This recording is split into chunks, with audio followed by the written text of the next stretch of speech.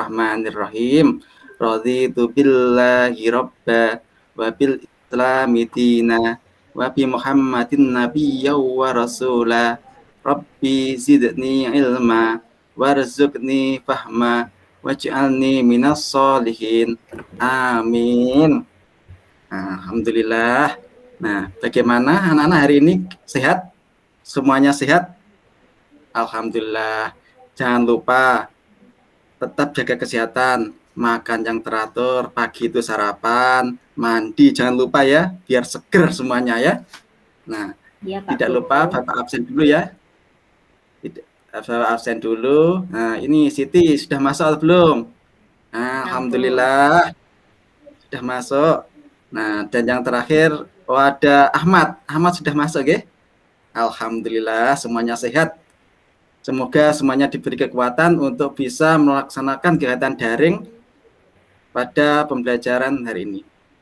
Kemudian biar lebih semangat. Nah, ini kan bulannya bulan Agustus. Iya, di bulan Agustus kalian tahu, di bulan Agustus itu kita ada peristiwa yang sangat besar yang kita kenal dengan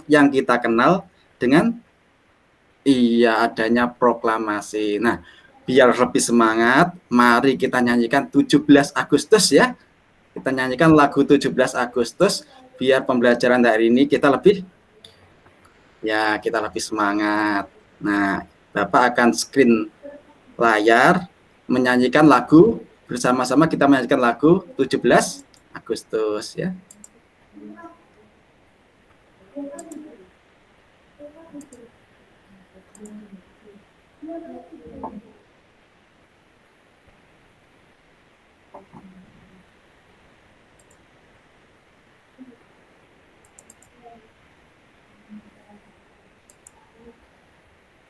Nah, bagaimana? Sudah tampil? Ayo kita nyanyi bersama ya.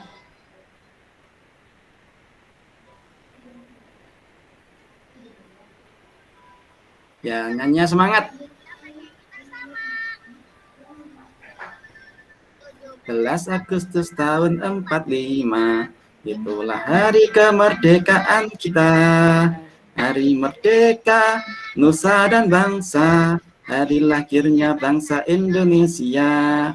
Merdeka, sekali merdeka tetap merdeka, sekama hayat masih dikandung badan. Kita tetap setia mempertahankan Indonesia. Tetap setia mempertahankan negara kita. Ayo, lebih semangat lagi. Kita nyanyi lebih semangat biar hari ini pembelajarannya juga lebih semangat.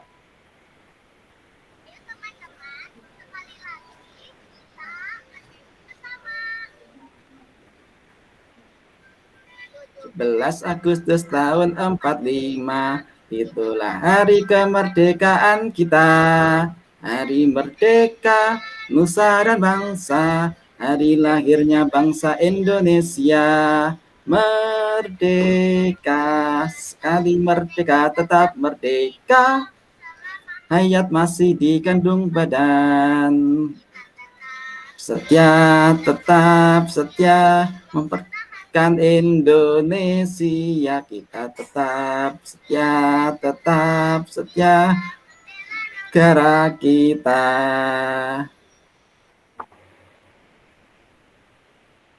Oke.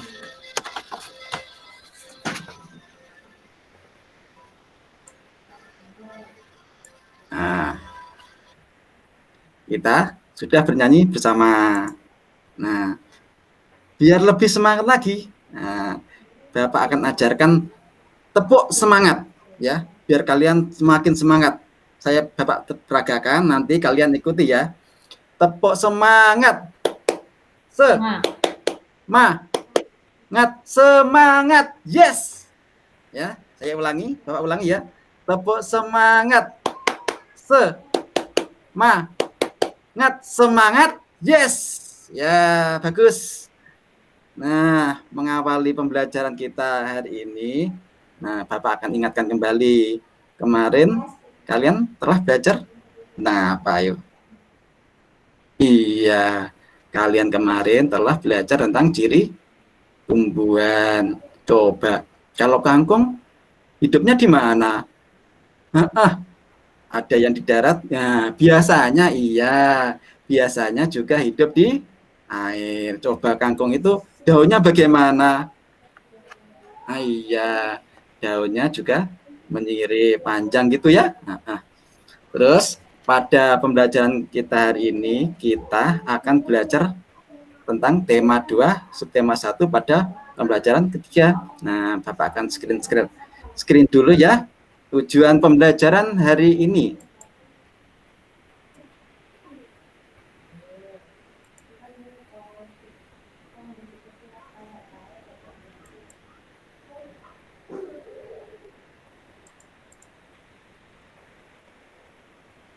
Nah, pada hari ini kita akan belajar tema 2, subtema 1 ya.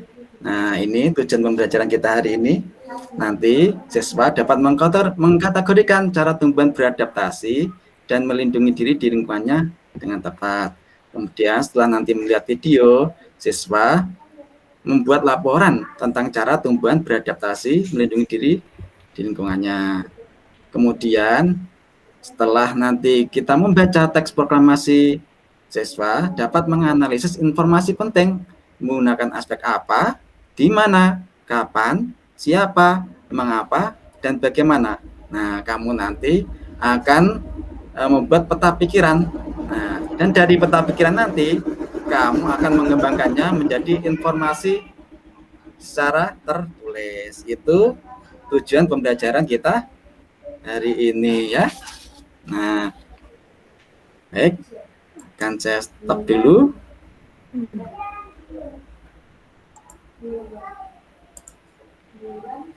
Nah, anak-anak, nah, Bapak akan tampilkan sebuah gambar ya. Coba.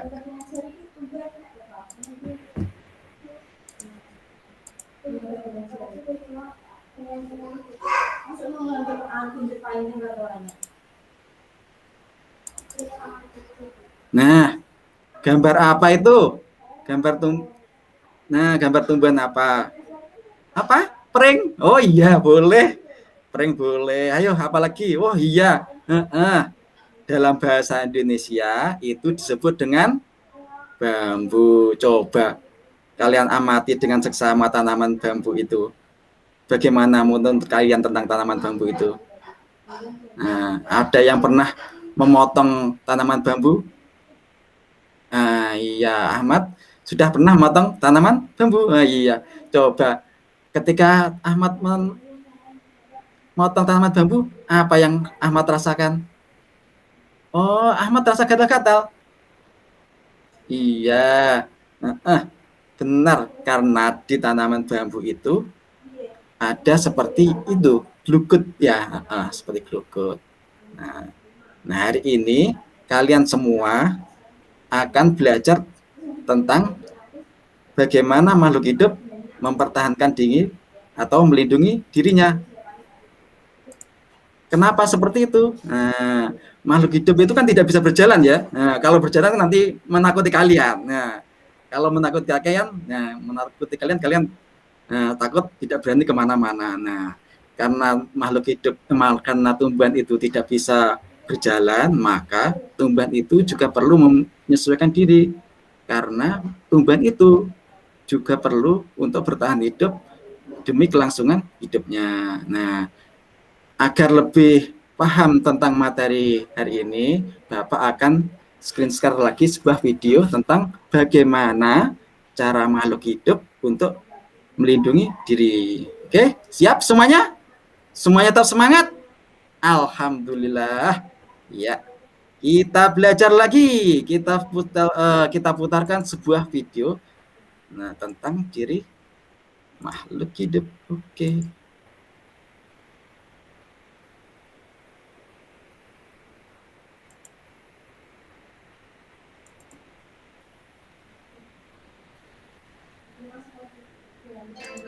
Cara tumbuhan melindungi diri.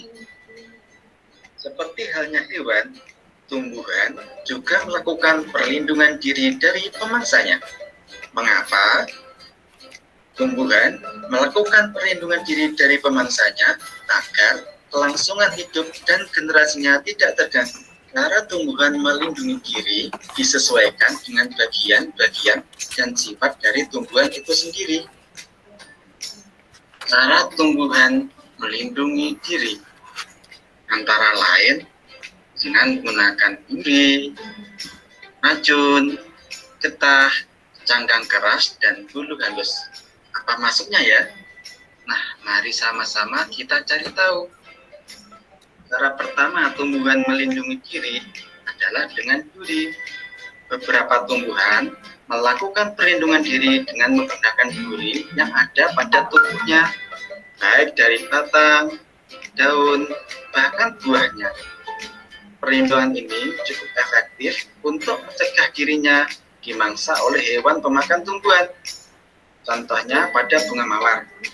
Dengan adanya duri, hewan yang tadinya hendak memakan bagian tumbuhan mawar akan terganggu karena tertusuk oleh duri yang tajam. Selain mawar, ada juga salak, durian, kaktus, dan juga putri malu. Tumbuhan tertentu melindungi diri dari pemangsanya dengan memanfaatkan racun. Cara tumbuhan melindungi diri dengan racun diterapkan pada beberapa umbi-umbian seperti singkong karet dan gadung. Selain itu, ada juga tumbuhan kecubung, jarak, dan pohon upas. Ada tanaman kecubung mengandung racun yang bernama resin. Sebenarnya, kecubung merupakan obat tradisional. Namun, jika tidak diolah secara tepat, maka akan menjadi racun yang berbahaya yang bisa berakibat fatal sampai dengan kematian. Cara tumbuhan melindungi diri yang selanjutnya adalah dengan mengeluarkan getah. Tumbuhan mengeluarkan getah lengket pada batang, daun, maupun buahnya. Kamboja, pohon sawo, pohon nangka, pohon karet merupakan contoh tumbuhan yang melindungi diri dengan mengeluarkan getah.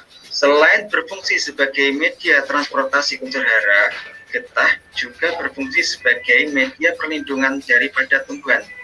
Dengan getah lengket ini, apabila dimakan oleh makhluk hidup, mungkin akan terasa sangat pahit. Cara keempat, tumbuhan melindungi diri dengan cangkang keras. Beberapa tumbuhan memiliki biji yang dilengkapi dengan cangkang keras.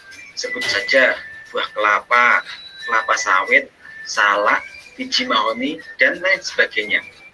Cangkang tersebut juga berfungsi untuk melindungi dirinya agar tidak dimakan oleh hewan pemakan biji atau tumbuhan, sehingga ia dapat berkecambah dan dapat meneruskan kehidupannya.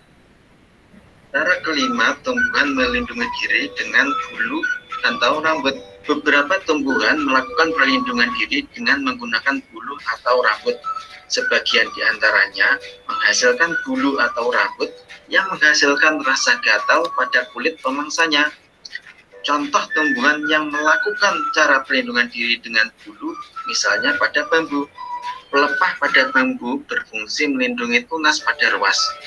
Pelepah ini dilengkapi dengan bulu yang dapat menyebabkan gatal, sehingga tunas dapat terlindungi. Beberapa contoh tumbuhan yang melindungi diri dengan bulu atau rambut lainnya yaitu ijuk dan buah rambutan.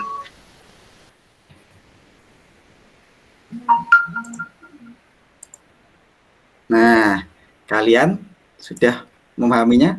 Nah, coba kita cek ya. Tadi bagaimana tumbuhan melindungi diri? Ayo, dengan apa saja? Iya, dengan duri. Iya, kemudian ada juga dengan getah. Ada juga, oh iya, racun, cangkang keras, nah bulu. Kalau tadi bambu berarti menggunakan bulu halus. Iya, seperti itu. Kalau duri tadi apa tanamannya? Nah, iya, mawar. Seperti mawar, salah itu juga ada durinya. Iya. Kalau racun, kecubung. Ada yang sudah pernah masak itu ketela godok-godokan. Nah, iya. Makanya kalau makan hati-hati ya, jangan sampai kena racun, dicuci dulu, dibersihkan biar biar racun-racunnya hilang seperti itu. Nah, Bapak sudah kirimkan LKPD ke grup WhatsApp ya. Nah, ini LKPD-nya sudah Bapak kirimkan, kalian baca juga terkait habitat tumbuhan dan lingkungannya ya. Ini tes Bapak screen dulu ya, sebentar.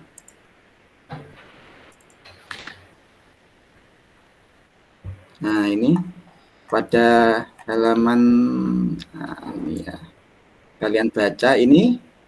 Nah, ini terkait ini cara tumbuhan beradaptasi di lingkungannya, ada hidrofit, ada higrofit, dan ada xerofit. Selanjutnya kalian coba perhatikan tanaman di sekitar kalian. Tanaman ada di sekitar kalian ya, yang mudah kalian temukan di tempat kalian. Nah, coba bagaimana? Cukup 2 saja. Nah, cukup 2 saja. Nanti kalian isi diagram prior ini ya. Nah, kalian nanti kalau sudah menyebutkan 2, boleh menambahkan, kalian berdiskusi dengan teman kalian lewat grup WhatsApp. Kemudian kalian tuliskan di bawahnya untuk melengkapi agar pengetahuan kalian juga lebih bertambah. Kalian boleh loh ya. Nanti kalau sudah menemukan, 2, saya menemukan 2. Nah, kalian tambah-tambah lagi dengan temuan yang lainnya dari teman-teman kalian yang diskusikan dari grup WhatsApp seperti itu ya. Nah, itu materi kita untuk pelajaran IPA. Kemudian materi berikutnya adalah pelajaran bahasa Indonesia. Nah, di pelajaran bahasa Indonesia ini Bapak juga mau memutarkan sebuah video ya tentang tokoh-tokoh proklamasi. Nah, nanti dari tokoh-tokoh, dari teks bacaan itu kalian cari info yang penting dari teks itu ya.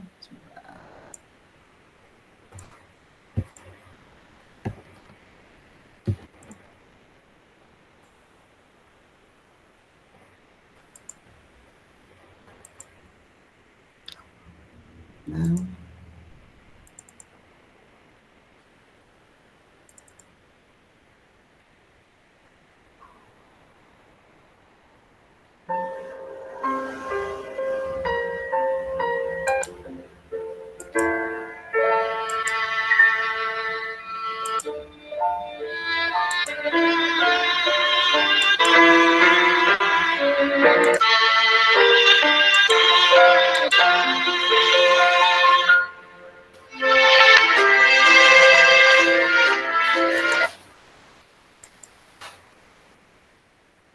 Nah, itu tadi teks tentang tokoh-tokoh yang berjasa dalam proklamasi kemerdekaan Indonesia. Nah, coba kalian perhatikan di LKPD ya, dengan menggunakan aspek apa, mengapa, bagaimana.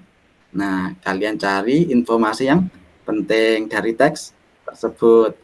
Kita bisa menyebutnya dengan adikamba. Apa, di mana, kanya, kapan, M-nya, iya, mengapa, dan terakhir yang belum, bagaimana. Kalian cari berdasarkan itu adikamba itu tadi ya, apa, di mana, kapan, mengapa, dan di bagaimana. Kalian cari berdasarkan itu informasi pentingnya. Nah, kemudian kalian lengkapi di LKPD ya. Alhamdulillah hari ini kita telah belajar 2 muatan. Muatan apa? IPA dan juga bahasa Indonesia. Alhamdulillah. Nah, agar kalian lebih paham, coba kita simpulkan bersama-sama. Tadi kita belajar tentang IPA-nya, bagaimana tumbuhan melindungi diri. Ada apa aja tadi? Ada getah, iya, duri, cangkang, keras, iya, satu lagi, bulu halus. Nah, kalau dari bahasa Indonesia. Bagaimana kita mencari informasi penting? Ingat, tadi singkatannya apa? Iya, Adi, gambar. Apa, di mana, kapan, mengapa, dan bagaimana. Alhamdulillah, kita sudah belajar dia muatan tadi. Nah, Bapak sudah mengirimkan evaluasi untuk kegiatan pembelajaran hari ini. Bapak kirimkan di Google Form ya. Nanti kalian kerjakan. Nah, tadi tugas-tugas yang sudah kalian kerjakan difoto. Nah, tadi kalau yang kegiatan bayar di video ya. Oh, ini Pak, saya punya ini dipresentasikan. Tumbuhan yang saya amati ini. Nah, tumbuhan ini melindungi diri dengan ini. Nah, itu dipresentasikan, nanti videonya dikirimkan Bapak lewat grup WhatsApp. Ya, seperti itu. Nah, sekian dari apa yang bisa Bapak sampaikan hari ini. Namun sebelum kita akhiri pembelajaran, kita berdoa terlebih dahulu. Ya, mari kita berdoa. Alhamdulillahirabbil alamin. Assalamualaikum warahmatullahi wabarakatuh. Ingat, jaga kesehatan, tetap semangat belajar di rumah, dan tetap patuhi protokol kesehatan. Terima kasih. Assalamualaikum. Waalaikumsalam warahmatullahi wabarakatuh. Assalamualaikum. Ya, selamat sudah melalui ujian komprehensif. Yang menyebabkan nampak susah itu kadang banyak informasi yang masuk, sehingga wah kayaknya ruwet gitu. Tapi ternyata setelah dilalui juga ya gini aja gitu. Iya. Saya mengalir saja. Oke. Monggo Ibu Siti Alia. Silakan. Oke, matur suwun. Assalamualaikum Pak Kaspul. Ya, Waalaikumsalam Bu. Mohon maaf memberi masukan saja. Ini mengajar kelas berapa Bapak? Mengajar kelas berapa? Ini sebetulnya saya agak sulit Bapak Ibu. Ini tadi? Sebetulnya tadi kelas 6 ini. Oh ya, kelas 6. Ya, di kelas 6 ya. Yang ditampilkan di kelas 6. Tadi kalau punyanya Pak Kaspul saya sudah baca detail ini RPP-nya. Ada beberapa yang saya catat. Nggih. Mohon maaf ya Pak ya, saya sampaikan. Saya soroti dulu dari, walaupun nggak menilai RPP, tapi saya soroti dulu. Mungkin bisa jadi istilahnya jadi masukan aja. Untuk di RPP sudah bagus, Bapak. Di tujuan sudah muncul unsur ABCD-nya sudah muncul dan bagus, bisa terukur. Terus ini RPP daring, berarti satu RPP ini tadi waktunya itu 4 kali 35 menit. Itu berarti satu RPP ini dipakai 4 kali, ngoten nggih? Mau dipakai 4 kali. Dalam satu hari, Bu. Oh, dalam satu hari itu ada 4 jam itu, Pak? Masuk, ya 4 jam. Oh, itu langsung gitu nggih? Langsung 4 jam. Oh ya wis nggih. Terus ini dari soal juga sudah bagus. Catatan saya di kisi-kisi Pak, kisi-kisinya sudah muncul. Cuma ada satu yang belum dimunculkan, itu kolom level Pak, level kognitif. Oh iya.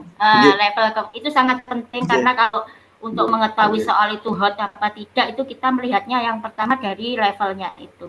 Kalau menurut Bapak, level itu level berapa Pak? Itu saya ada juga yang level C4, ada yang C3. Oke. Yakin yang mana? Ya, untuk menentukan level saya juga sedikit bingung juga. Ini saya cari-cari pantasnya, saya usahakan kalau di KKO saya cari yang level 4. Tapi nanti kalau di soalnya enggak tahu. Kalau saya usahakan kalau di kisi-kisi itu saya cari KKO-nya yang C4. Tapi nanti kalau penerapannya dalam bentuk soal, kalau menurut Bapak itu, ini ya, kalau menurut Bapak, saya yang salah. Menurut Bapak soal yang jenengan tulis itu sudah hot apa belum Pak? Menurut saya ada yang sudah hot, ada juga yang belum. Seperti pohon jati itu kalau saya juga belum hot karena menurut saya ya kurang banyak.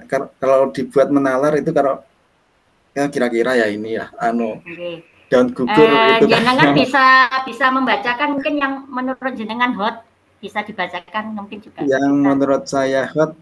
Soalnya seperti apa di itu?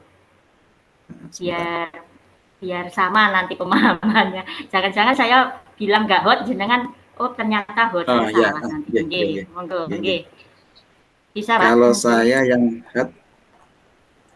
yang hot itu yang terkait itu yang nomor 3, macam-macam tumbuhan.